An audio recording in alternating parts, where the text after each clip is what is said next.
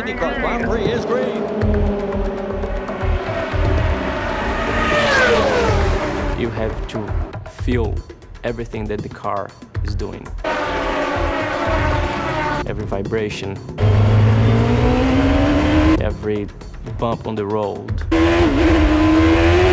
the tire going flat, if the tire losing grip, you're becoming one with the car. The steering wheel vibrates. Wind beats against his helmet. Heat from the engine is draining precious fluid from his body. Cocooned in his car, traveling more than 300 kilometers per hour, Vitor Meira is literally feeling his way around the course. Skin and bone attuned to the frequencies of pressure, vibration, and temperature. A language only his body understands. The language of touch.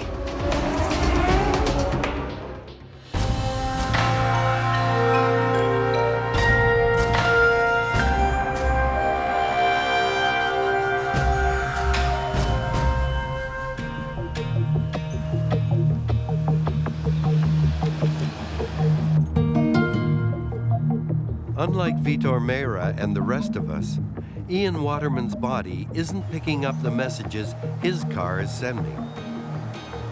There are no vibrations coming from the steering wheel, no pressure from the brake pedal or accelerator. He can't even feel the soft leather seat beneath him. Ian Waterman has lost his sense of touch. When I first mentioned to people that I wanted to drive a car to give myself independence, there are a few looks of horror out there, you know. What about the feedback from the pedal? What about the feedback from, you know, the feel of as you sit in the car and what have you? You're not going to get any of that. Well, I wouldn't. And people thought that maybe that would deny me the opportunity to drive. It doesn't. I have hand controls in the car so that I don't use my feet. I use peripheral vision so that I can see the steering wheel and all the controls that I need to get hold of fairly quickly. And I use vision to give me feedback as to how the car's performing, and sound, I listen for the engine as well. When Ian Waterman was 19, he suffered a mild viral infection and his immune system went into overdrive. It killed off vital nerve cells. Although he has normal feeling above the neck, below his neck, he has lost most of the sensations touch provides. But more importantly, he has also lost proprioception, a hidden aspect of touch that tells him where his body is at any given moment. Neurophysiologist Jonathan Cole has been studying Ian's disability for over 20 years. Most people might shut their eyes and think, well, I know a little about what it is to be blind, although that's arguable. But I doubt that many people have thought, I wonder what it's like not to have touch, or I wonder what it's like not to know where my limb is. And I would imagine most people wouldn't. And so the only way we really understand these is to go to people who do have problems. Yeah. And kites, red kites. Ian had been living with his sensory deficit for 15 years before he and Jonathan met. By that time, he was sick of doctors who did tests but didn't understand his condition or care about how he managed it.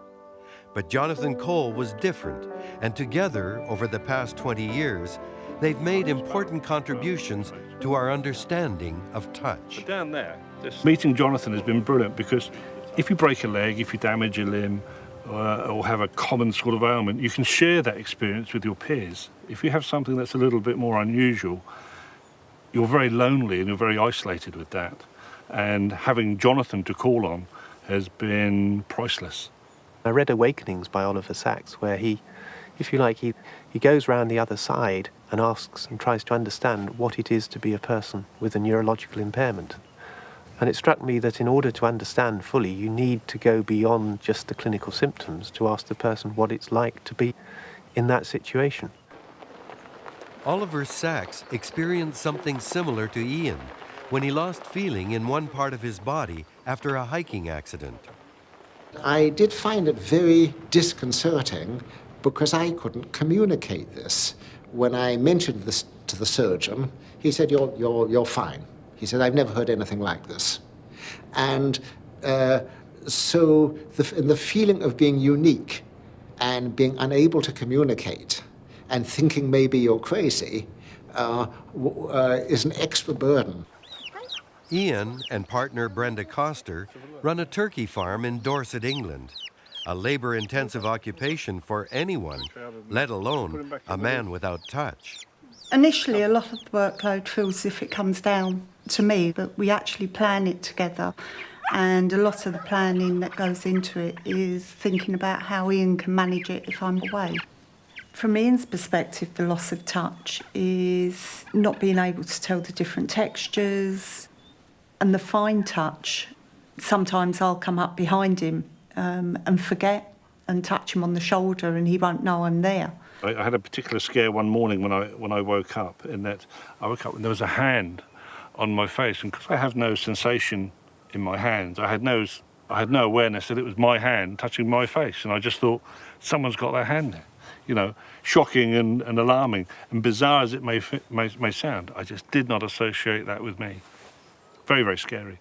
Ian can't feel touch, or movement, or position, full stop. By a quirk, he has retained perceptions of temperature and pain and fatigue. When you see Ian now, moving in the world reasonably normally, it's very difficult to realise how profound his deficit is. There we go. Meet your brother. So how is it that Ian could lose so many aspects of touch while retaining some, like pain and temperature?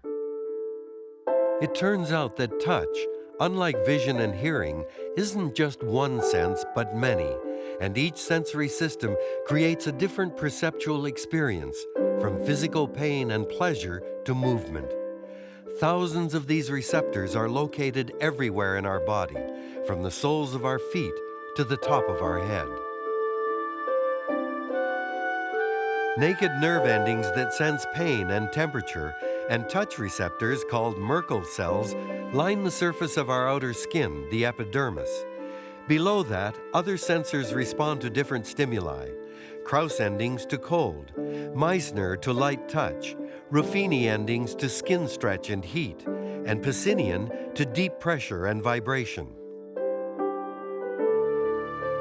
Deeper still, in the subcutaneous world of our muscles and joints, are other nerve fibers and receptors which sense position and movement. Without them, we would have no sense of our body or its location in space.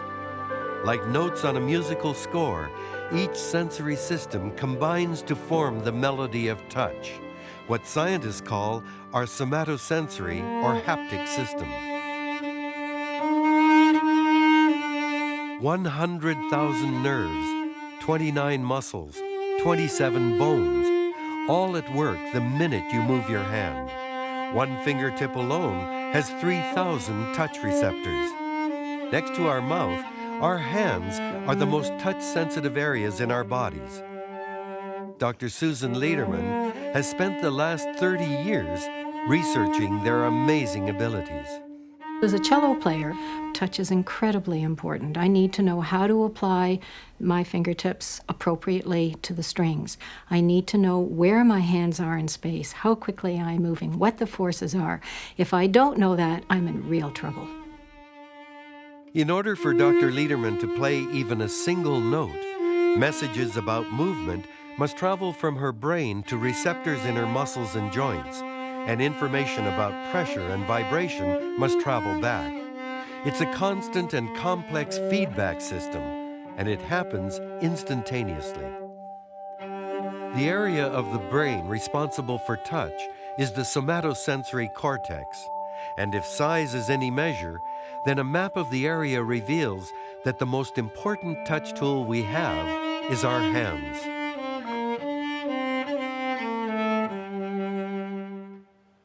If you think about it, we are constantly moving our hands, manually contacting the world, exploring it.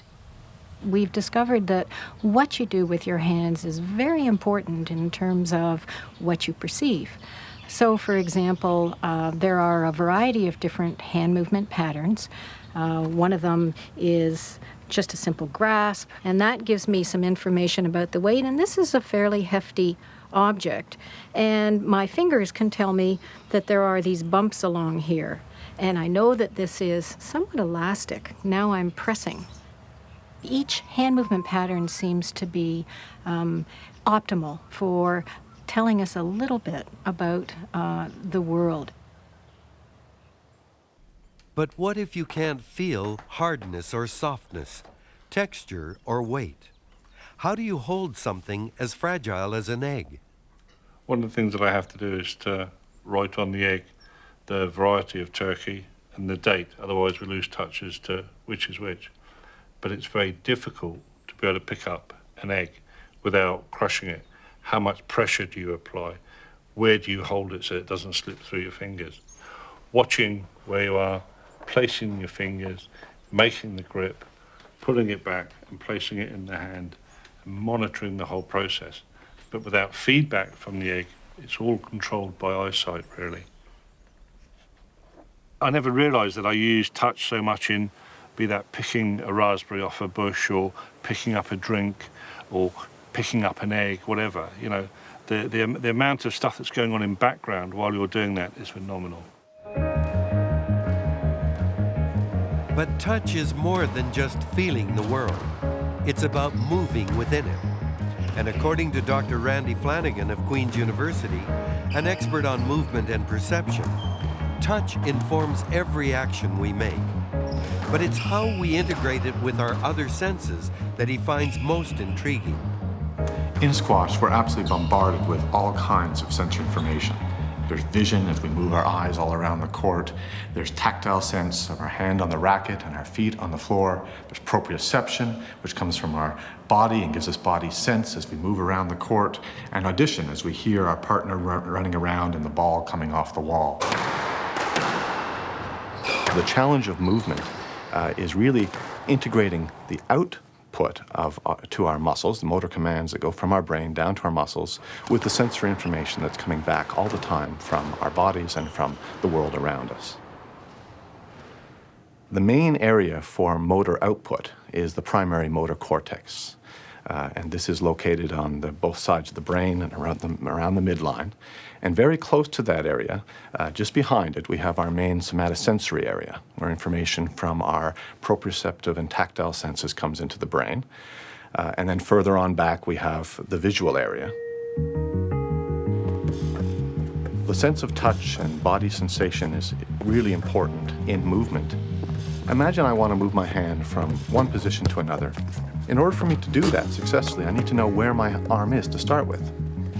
And I need to know where I want to go. So the way I know where my arm is to start with is this proprioceptive system. It tells me where it is relative to my body. Because proprioception is a hidden aspect of touch, it may be difficult to understand. Motion capture technology works on the same principles as our proprioceptive system. Dr. Barbara Shea of the University of Manitoba's Pain Research Laboratory uses motion capture to analyze the position and motion of the human body as a way to reduce pain. We attach these little reflective markers to specific points on the body. They're usually related to where the joints are. And then the cameras can pick up the reflections off of the markers and then tell where those markers are in space, in three-dimensional space, at any given point in time. Our bodies have position receptors in our joints, muscles, and tendons, which are constantly sending information to the brain. Even without vision to confirm the position of our limbs, we know where they are. In motion capture, the electronic sensors relay position information to the computer's brain. Just like our own brain, the computer must know where the subject's limbs are in order to generate movement in the animated character. Position information is essential to movement, whether you're moving a real body or an animated one. Dr. Oliver Sacks is an author and neurologist. In his book, A Leg to Stand On, he recounts losing the sense of proprioception in just one area of his body, his leg. 2 days after surgery, there was a strange episode. A nurse came and looked through the door. There was a little panel on the door, and then she rushed in and she said, "Watch it, Dr. Sachs, you'll have your leg off the bed." I said, "What do you mean? It's in front of me." And she said, "No, it's not." She said, "You've been asleep and you've kicked it half off the bed." And I said, "Look, shouldn't I know where my own leg is?" And she said, "You should." And I said, "Well, I do." I said, "It's in front of me." She said, "Why don't you look?" I said, "I don't need to look." And she said, "You do." And I looked, and indeed the leg was right out there. And I then realized, I asked her to move it around, that I had lost all sense of its position and indeed its presence. Ian Waterman lost more than the sense of a limb. He lost sense of his entire body. I went to get out of bed and fell against a radiator. I could feel it cold against my body, but couldn't unravel myself. And that's when I started to get scared. It's always being looked after up here somewhere. And until it's gone, you just don't appreciate it. The first 6 weeks after the illness, he was completely unable to move at all. The coordination of movement was initially completely gone because the brain needs to know where the arm, the leg is in space. I had power, I had good grip, I had power in all my limbs, but I couldn't control them. I just lay there really like a puppet with no strings, you know. I couldn't believe that here I was at 18 and a half, 19, that I was going to be on the scrap heap for the rest of my life, you know. The first time he realised he'd be able to move was when he sat up in bed.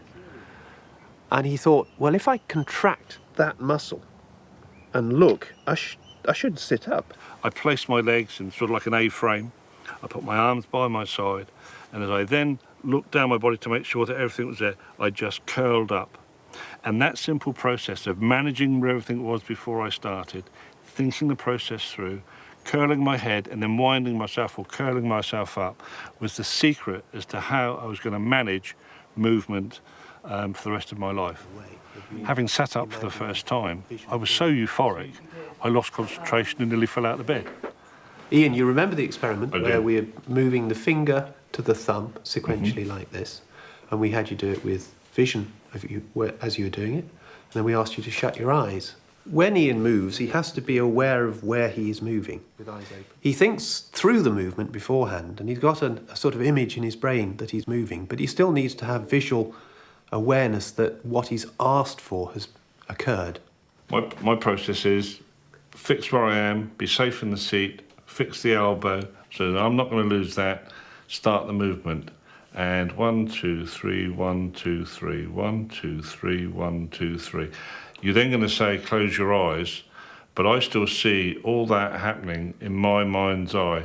Now, I may not be hitting the finger pads each time, but I know I'm throwing the movement, but I'm not sure whether I'm hitting the fingers or not. You have to have proprioception, you have to have all this information from your muscles and your tendons, as well as your skin. But it's almost more important to get the deep information about position and movement. And if you lack that, then it may be difficult to lay claim to your body, and certainly to control it. Ian Waterman knows what proprioception is because he has to live without it. Here comes the blitz from Showing. Again open, Milt Stegall, and he's gone! Milt Stegall, record-breaking pass receiver in the Canadian Football League, doesn't think about proprioception. He doesn't have to. In football, you never know what's going to happen. You have to just be able to react. Of course, I train my body for short movements, for longer plays, but as a football player, you have to understand you just have to be able to react. What Milt Stegall does think about is getting his body in the right place at the right time. His focus is on one thing, and one thing only.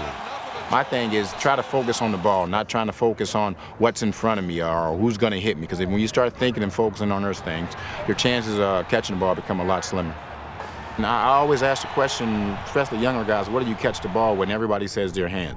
Catch the ball with your eyes. If majority of the time, if you focus with your eyes, you're going to catch the ball. And then, you just have to have that instinct to know, okay, I need to jump this high, and I know when I come down, this is what's going to happen. Milt's eyes may tell him where he needs to be, but it's his sense of touch and proprioception that get him there. There is a very close relationship between vision and movement. If we think about our movements, where we reach out to grasp things, we must appreciate where these objects are, these targets in space, through our visual modality.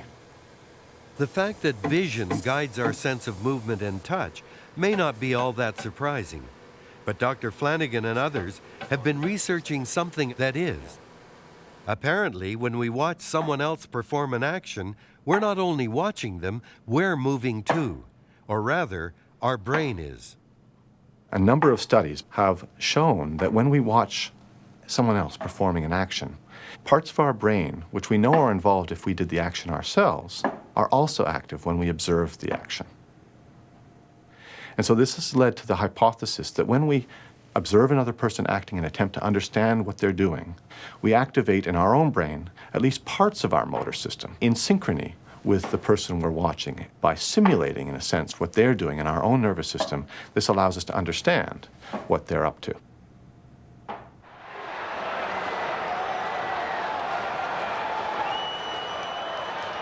We probably all have had experiences where we're activating our action system when we watch action. If you're a sports fan and you're watching your favorite sport and your favorite team scores, you might feel tense and move as they move. If you're really into the game, you can almost feel yourself moving. In fact, you might be moving a little bit as they move in a way that's somewhat correlated to the movement you're watching. Now, we tend to suppress these movements, so we're not up running around like the person we're watching, but you can actually see people moving as they watch games. These are examples that intuitively are very similar to the kinds of things we study in the lab when we look at eye movements in action observers. So if by watching someone move, we activate our own touch and movement systems, is there an application for someone like Ian Waterman?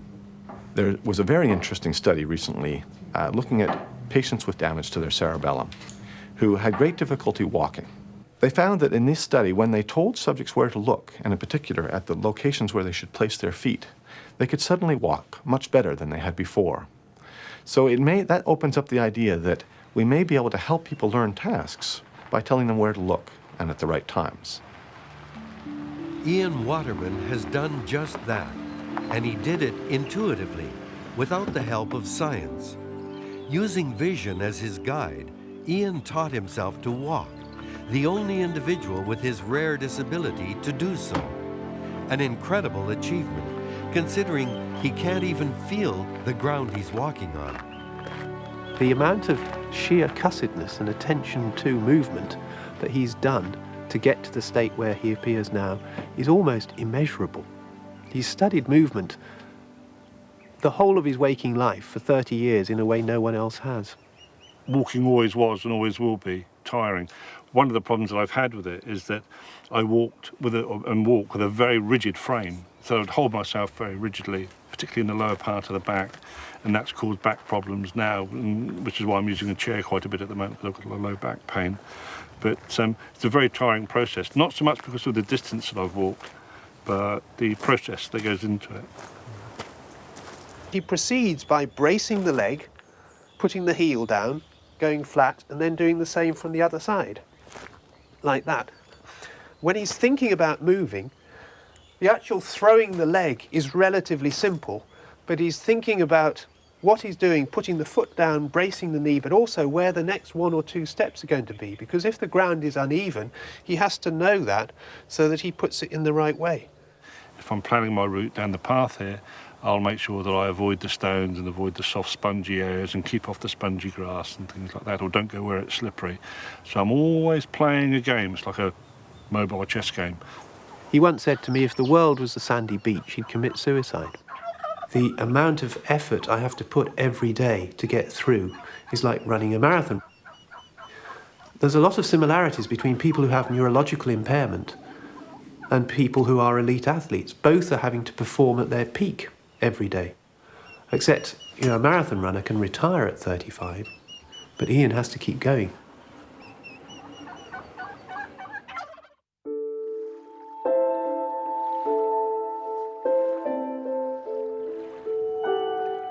I was was floating, and none of my body part was touching anything.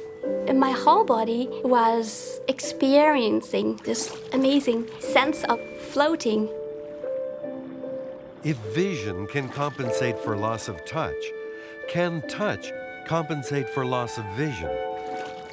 Eriko Watanabe has been blind since the age of 2. Without sight, touch provides most of the clues she needs to make sense of the world. A world she wanted to capture when she transformed the sensual experience of swimming in an underground cave into a tactile work of art. So how can someone who cannot see the world draw it? Dr. John Kennedy is an expert on touch and perception, and he's been studying art in the blind for more than 30 years. I started off doing a thesis in this area, writing about what a line and an outline drawing could stand for sighted people. And no sooner had I finished than I started thinking, the rules I was making up made sense for touch as well as for vision, and maybe made sense for the blind as well as the sighted. Kennedy became interested in Eriko's art because of her uncanny ability to draw more than just simple lines that outline shapes. I have no memory of sight. To me, the physical part of me being blind is the least of the problem, because I can do things the way I like. I can read, I can write, I can go to places. It wouldn't occur to sighted people that blind people can or would like to draw, because drawings are considered such a visual thing. As long as I am not expected to draw like a sighted person do, I think I can do the drawing, and I enjoy it quite a lot. I asked Eriko about a particular drawing that she did that I find really fascinating.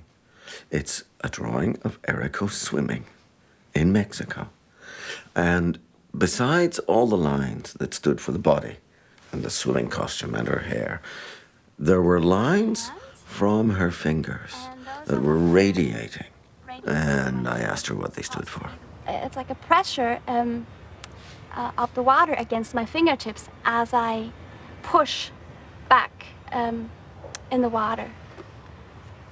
So I wanted to draw that feeling of pushing the water against my fingertips. The remarkable thing about her drawings is when she says, this is a habanero pepper, all of these lines stand for its intense taste. People say, what a good way to show that. Eriko's drawing reveals something else that is fascinating. It has a visual point of view, a perspective. She's drawn herself looking down on her body from a distance. How does a blind person know how to do this? John Kennedy recounts discussing the concept of perspective with a group of blind students. And I said, okay, imagine you're standing in a big road, and there are 2 trees on either side of you. Point to them. They said, okay. And they pointed. And their arms are 180 degrees apart. And I said, okay, there's 2 more trees. Say 10 meters down the road. Point to them. And they pointed. And their fingers converged. And I said, there's 2 more trees down the road. Where are they? And they converged more. 2 more trees, and they converge more. And I said, you see the way your fingers, the directions are coming together? That's perspective. And they said, oh, is that perspective? I've always understood that. John Kennedy has wanted to study Eriko's drawings ever since meeting her in Germany. She's come to Toronto with husband Michael to help Kennedy with his research. A day off and a trip to the market offers him yet another demonstration of her finely tuned sense of touch. Yeah, that seems okay. Oh, let me test you. Okay. Check this one out. Oh no, this is not really good. They have some parts that are not fully developed. They are not plump enough, and I feel like they are empty in there. Let's try this one. Oh, this is this umbrella shape, and it had this one in the middle. This is a hard, dry stem. that must be shiitake mushrooms. I will save it and to put it in the soup. I don't think my remaining senses are better than sighted people, but I am probably more focused and more concentrating, and I make probably more conscious use of those senses, than a sighted person. Do you sunbathe here in summer? I take touch most of the time for granted, I think even now, but I use touch to gain access to my immediate surroundings.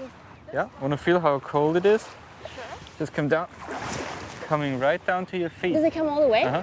Well, feel how smooth. When I draw something big like landscape, I wouldn't get the whole image in one shot. I might have to walk around a little bit. I might have to touch one tree and walk a little bit and touch another tree. And that those trees could feel the same to my fingertips, could be different. Touch and vision are very similar. When we look out, what we see are the surfaces of objects. That's why we can look at pictures from Mars and still understand them. They have boundaries, and they have the same boundaries when we look out and when we reach out. In order to create her tactile pictures, Eriko places a thin sheet of plastic onto a clipboard and, using a stylus, creates raised lines which she can feel as she draws. It's interesting to ask what part of the brain is doing an awful lot of the work here. And what we've been discovering recently for the blind is that the tactual part of the brain recruits the visual part of the brain to do its work. So you put in a problem like trying to draw tactually, and what happens is that the visual part of the brain, the part of the brain that's normally visual, all the connections down from touch are getting down into that part of the brain and forcing it to go to work. It lights up like a Christmas tree.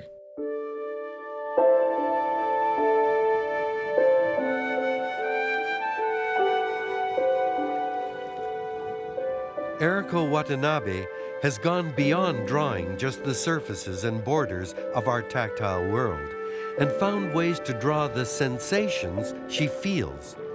It's the world touch opens for all of us, the tactile realm we enter even before we're born. Long before we take our first breath, we are enveloped in a womb of sensations, and our initial awareness of this world is through touch, the first sense to develop.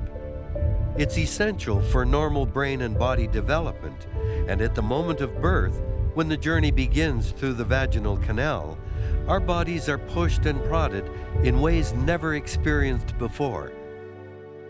We enter this world not only primed for touch, but needing to be touched.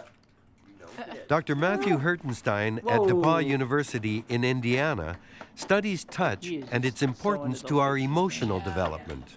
The word emotion is derived from the Latin meaning to move out, suggesting that one important facet of emotions is bodily action and movement. And studies have shown that touch communicates both positive emotions as well as negative emotions across the lifespan, from infancy all the way to old age. I can go. It's too big. Is it too big? Throughout the baby's first year of life and beyond, they are very anxious, and there are things in life that don't necessarily make the babies and toddlers feel well. And it's during these times when they seek to be close to their parents. And touch, many researchers think, is the ultimate signal of security and showing that the baby and the toddler is loved by his or her parent. Massaging a baby has a whole host of effects. Physiologically, it's decreasing cortisol, which is a stress hormone. It's increasing serotonin and dopamine, which are two chemicals that actually make us feel good and positive. And it's also increasing oxytocin, which is sort of the love hormone that makes us have an affinity towards other people. Lack of touch or deprivation of touch is deadly. Parents who had an aversion or a dislike of touch in the first 2 or 3 months of the baby's life ended up having babies that were less securely attached to them at 12 months and 18 months of life. And those same babies were more aggressive towards their parents than babies who were touched earlier in life. Unlike our other senses, touch is reciprocal. We can't touch without being touched. But what kinds of messages do we send when we touch another? In Dr. Hertenstein's Touch and Emotion Lab, one experiment had some surprising results. It turns out that any part of our body is capable of understanding an emotional message, and all it takes is the touch of a hand on an arm. We did this in a very simple way by inviting two strangers into the lab. We sat them at the table with a curtain between them. They never talked to each other, and they never saw each other throughout the entire study. One person put their arm underneath the screen, while the other person touched them to communicate one of 12 emotions. Of interest was how well the person decoded the emotions that were communicated to them. The recipients understood 6 distinct emotions: anger, fear, disgust, love, gratitude, and sympathy were communicated at far above chance levels. We can send and read an emotional message with just our hands, but what about facial features? Without vision, can our hands tell one face from another or read an emotional expression? Dr. Lederman at Queen's University wanted to find out. Most recently, my lab has become interested in studying how people haptically perceive human faces. Our experiments have shown that blindfolded individuals are capable of telling different faces apart at levels well above chance. Some of those experiments involve rigid face masks, and in other experiments, the faces are live. And we now have found that blindfolded individuals are also able to pick up on the common facial expressions of emotion. And once again, their performance is well above chance. Touch, it would seem, is a multifunctional sense, capable of sending and receiving all manner of messages, which is why it's so essential in our relationship with others.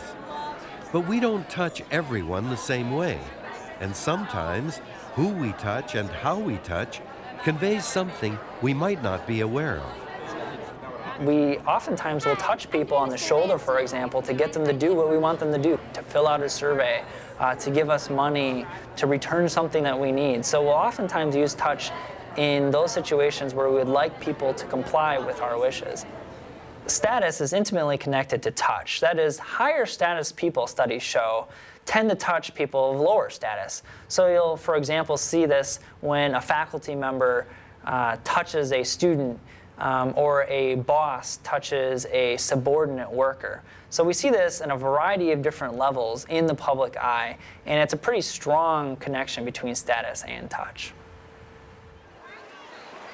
But touch is also the way we break down the doors of isolation and open ourselves to each other. It allows us to express what we often can't say, and it does it in subtle yet powerful ways. From the simplest handshake or hug to the soothing caress of a lover, touch is our most direct link to one another. But touch is also capable of telling us a great deal indirectly. Eriko's cane is an example of this. Every time we pick up a tool of any kind, we are still in touch, so to speak. The whole thing is the smooth concrete floor. The tool becomes what scientists call a haptic interface. In Eriko's case, the cane comes between her body and what she touches. Such indirect or remote touch tells her about the world around her through force feedback, the touch information that travels from the tip of her cane into her hand. So it's like a little bit like my fingertip. It will be like an eye for a sighted person.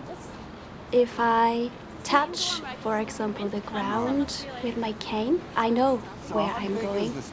Can I use this? Yes. With the cane, I won't hit anybody. Yeah. Oh yeah, feels much, wow. It feels much larger than the corridor we just walked through. Yeah. Vitor Meira's car, on the other hand, is one big haptic interface. You have to feel everything that the car is doing. A different engine frequency on vibration you can feel in your body. Every bump on the road, how this bump is taken from the car to you.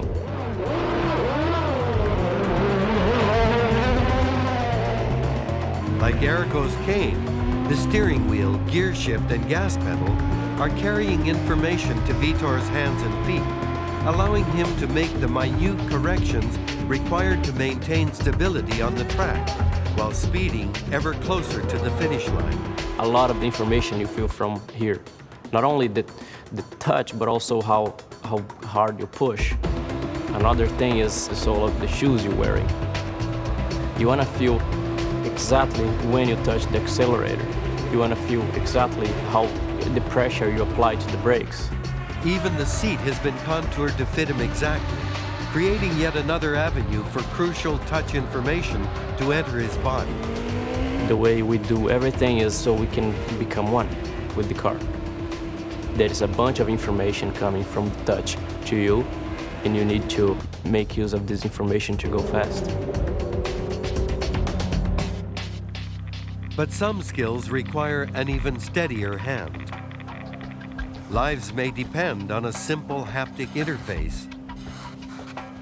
Using a knife, a bomb disposal expert probes the ground with precise and delicate movements. In a situation like this, an unexpected hand tremor could lead to disaster. All of us have tremor all the time, and you can see it if you look at your own hand, or put a piece of paper on your hand and just watch it shake around. Some people are especially cut out for things like bomb disposal, and indeed they're very good at it, and they probably have a number of strategies as well. Another interesting approach, though, is to use technology.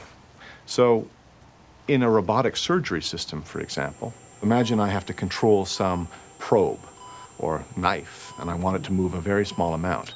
Well, I can have that small amount moved by a large hand movement, by changing the relationship between my motion and the motion of the thing I'm controlling. So that's a way we can use technology to get around the problem of the fact that we have tremor and we're not perfect. The fact that our bodies have limitations is one of the reasons robotics is so important.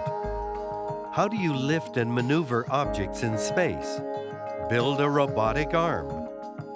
Canadarm is an example of a complex haptic interface. Similar technology will soon be used to perform delicate operations, allowing surgeons unprecedented access to the inner space of the human brain.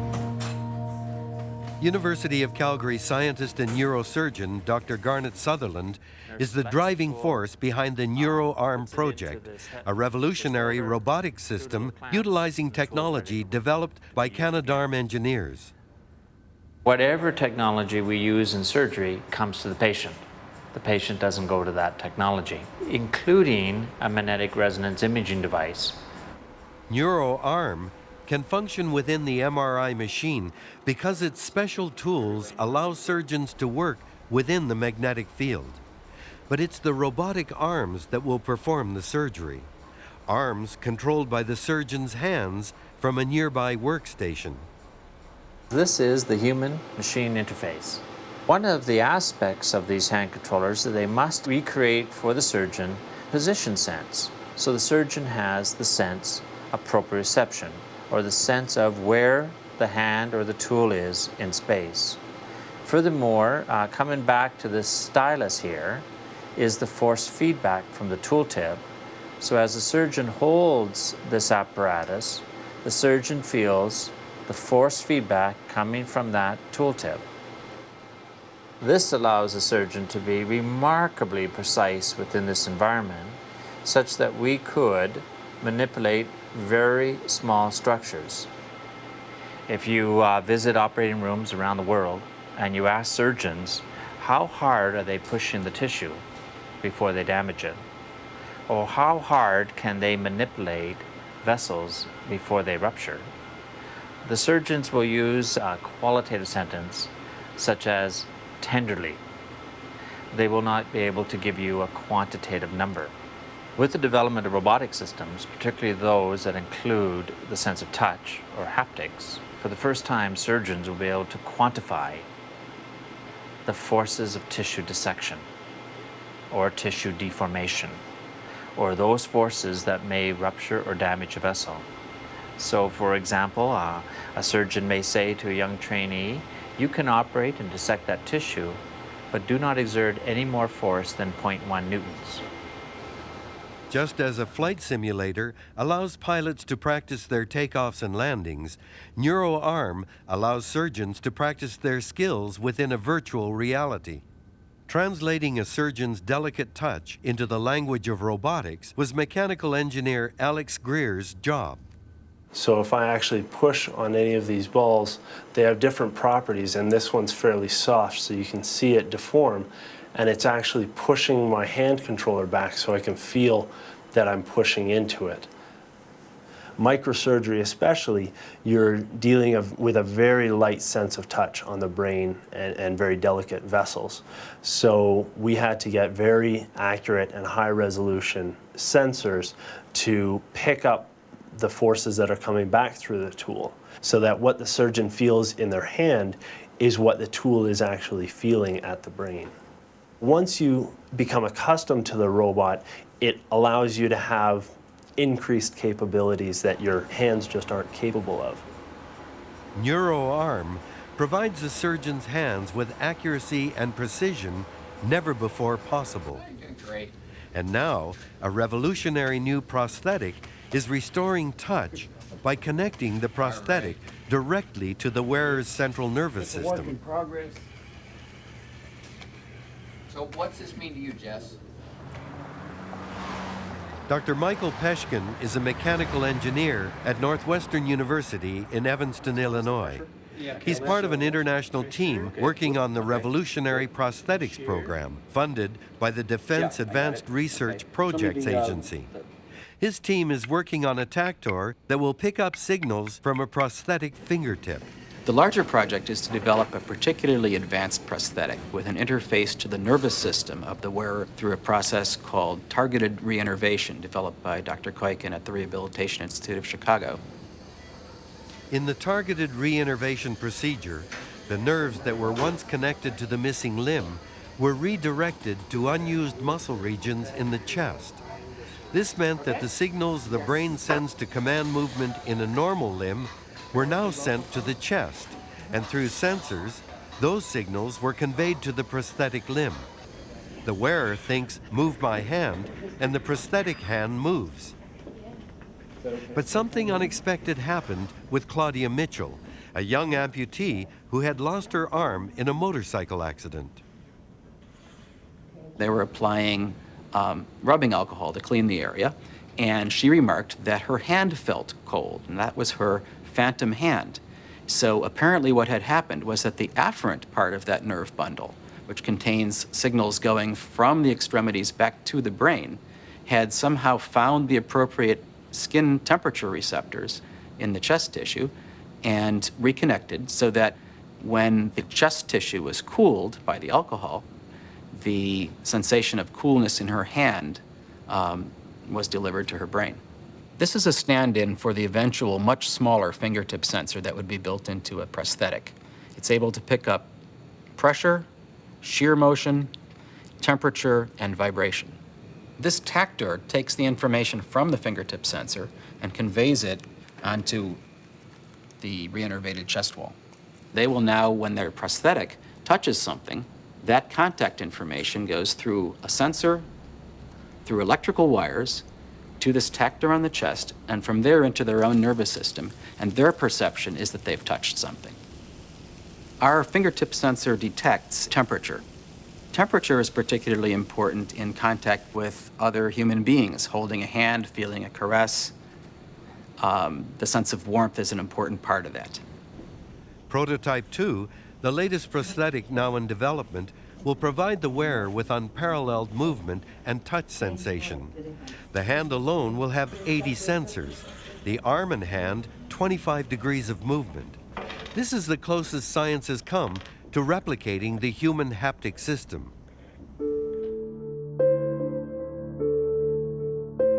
Expressive, intuitive, irreplaceable, complex in design and function, essential to our very development. No other sense does more to define us than touch. It's like a parallel. We move through life unaware for the most part of the many touch and movement messages coursing through our bodies. Messages that can distinguish a mosquito's bite from a lover's caress, a sandy beach from a graveled street, that signal 100 muscles to get up and dance, or a tired body to relax and be still. Touch ensures our connection to ourselves, our environment, and each other. It informs us daily of what it means to be alive. Ian Waterman has never lost sight of this, and though he no longer experiences the world as he once did, he has never forgotten what it means to reach out and touch it. I remember once doing some film with Oliver Sacks in America, and I reached over and touched a fern leaf. And I know that Oliver's interested in ferns and cycads and that, and he looked back and he said, well, why would you want to engage with that if you get no feedback through your fingers? And I said, well, it's not about what I may be picking up through my fingers. It's about getting involved, touching, you know, and it may have been rough, it may have been smooth or whatever. I may not have got that, but at least I'm engaged. That's not diminished because you lose touch. Not for me anyway.